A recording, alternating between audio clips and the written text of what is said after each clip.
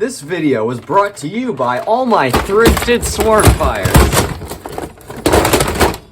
Swarmfires, always at thrift stores when you never need them, but not when you do.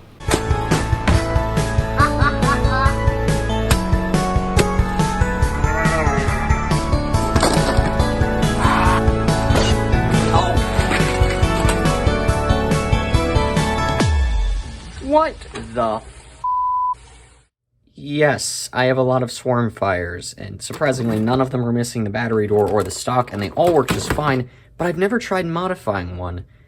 So why the heck am I making a guide if I've never modded one before? Well, it's very straightforward, and it has two switches. One is for the on and off switch, which I'm going to be eliminating and possibly rewiring for LEDs, and that's what this will do. The only switch connected to the actual functional part of the blaster is the trigger, so there will be no on and off switch anymore. That will be for lights. It's exactly like a Speed Swarm, Vulcan, or Stampede, and I have rewired a Stampede before, so this is the exact same thing. The tools and materials for this modification are a little more extensive than I initially thought. The tools I use are just a screwdriver to get it apart and back together, and these little wire cutters to cut the posts out of the cylinder, probably.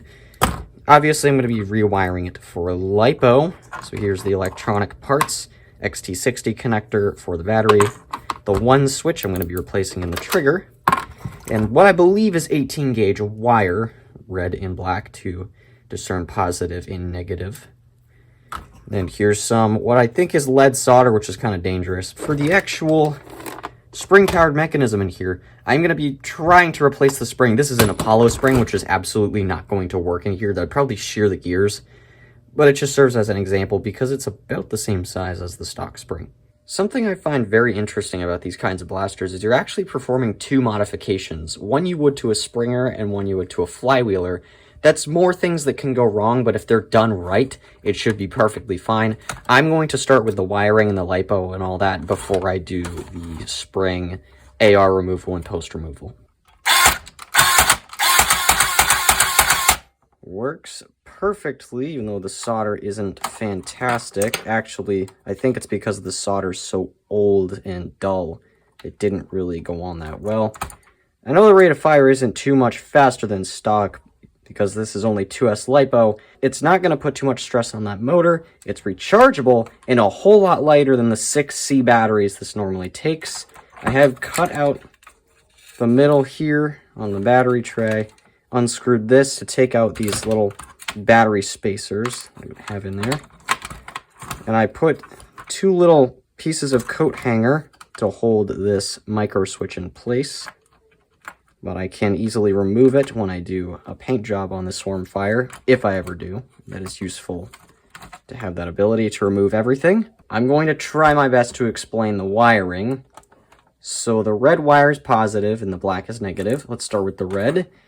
So on the common, goes to the positive on the motor, which is on the right side here. And the other one, which is on the normally open, goes to the positive on the battery connector. Then the black wire, all three of them, there's one on the normally closed, one on the negative on the motor, and the negative on the battery. They all come together and need to be spliced right here. You can't see that because I had to put tape around it. It actually really didn't want to stay together, so I ended up using a little bit of hot glue, but it was soldered, so the hot glue isn't going to short it out or anything. But that's tricky, getting those black wires spliced together. But other than that, it wasn't terribly difficult and worked perfectly. Now I'm going to get to the springer portion of it. This gearbox is a completely separate piece, and actually, you could make this into an arm gauntlet by itself because all the electronics are connected to it. But to get in here, it's just held together by some clips that you can actually just pop off with your fingers. I think there's 4 of them. And they should just come right apart, I think. There we go. This is a little tricky to get back together. Not terrible.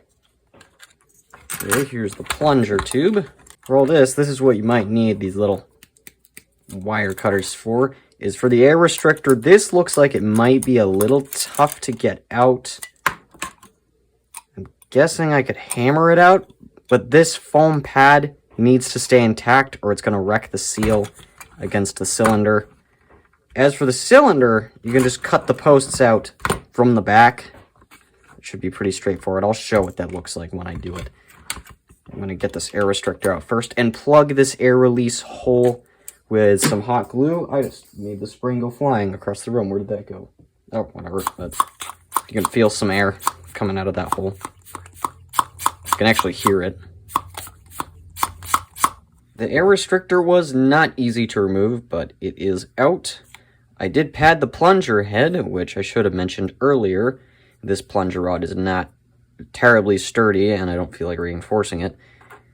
I tried to find a spring upgrade. What I ended up finding is a rough cut spring is just a little bit heavier, which is perfect because I don't want to be too hard on these gears and this thin plunger rod. Removing the posts and the cylinder wasn't terribly difficult, but it did take a while to get all 20 of them. I just cut them out from the back there. Now I can use half darts in it because they're so common these days.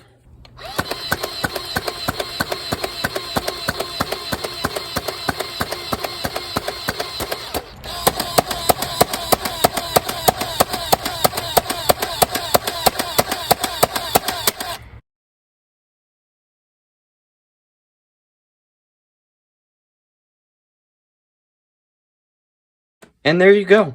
All done. Well, I'm not done because this is getting painted, but it's got the lipo in there and absolutely refuses to break. The rough cut spring really wasn't that much heavier. I think if you use the stock spring, it would still get right around elite performance. You may have noticed I never explained how to reassemble this, which is on you because I couldn't be bothered to explain how to put this back together, so take pictures is my recommendation. Take pictures of the gearbox before you take it apart, stuff like that. Take pictures of the wiring, just in case you want to resolder the stock wire and want to go back. That is my Swarmfire mod guide, having no previous experience modding Swarmfires. I hope that helps just a little bit.